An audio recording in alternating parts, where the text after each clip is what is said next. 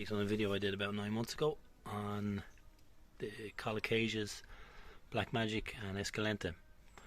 And basically in that video I cut back all the leaves and dried out the corms and tried to keep them alive or dormant over the winter period and try and reinvigorate them again coming into the springtime and get them growing again. And you can see by the image here that this is actually just one of the runners that survived, and it's absolutely tiny. The black magic died, and it's only I only copped on to the reasons why. The both parent plants died. That's Escalenta Big Daddy, and it's tiny. It's absolutely tiny. Over here there's also this one here. It's a little bit bigger and it's got a lot more growth on it, but it's still very small compared to the parent plants that I bought. And that's not two plants, that's actually coming out of the same corm. And what I didn't take into consideration at the time was it's basically down to the corm size.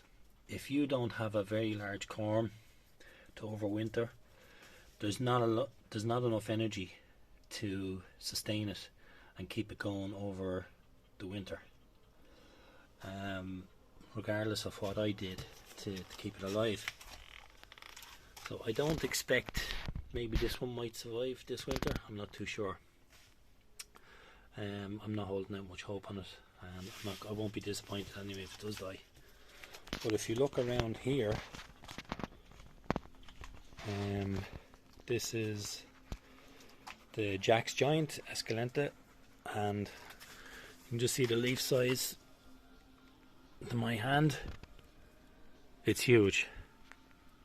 And when I bought these during the summer, they were actually in a large pot about this size, and I divided up the corm into different plants, and I got about, I don't know, over 20 plants out of it.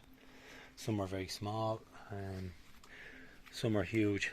But if you're going to buy the colocasias, try and buy big corms, because they will actually have plenty of energy to store over the winter and to keep it alive. So this is in a very big corm, and fingers crossed they'll survive. But I'm delighted with these plants because the growth rate is vigorous, especially with the summer we're after having, with the heat. And now we've had some rain, and I've been soaking them as well, so I'm feeding them. This one here,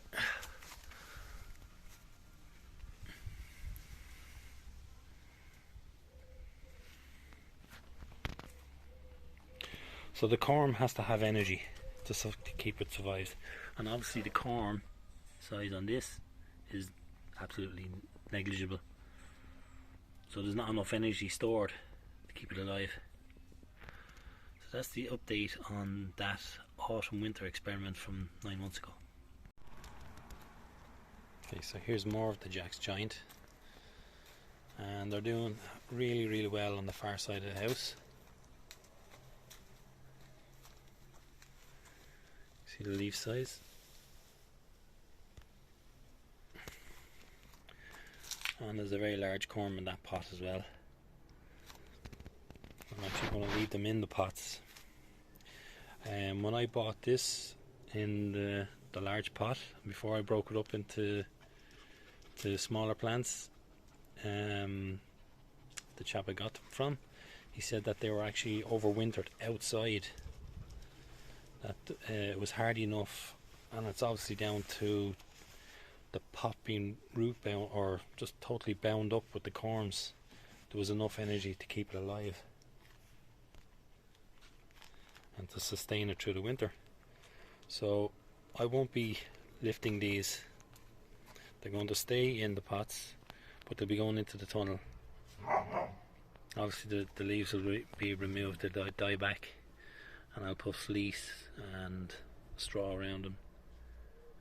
But they're doing excellent here.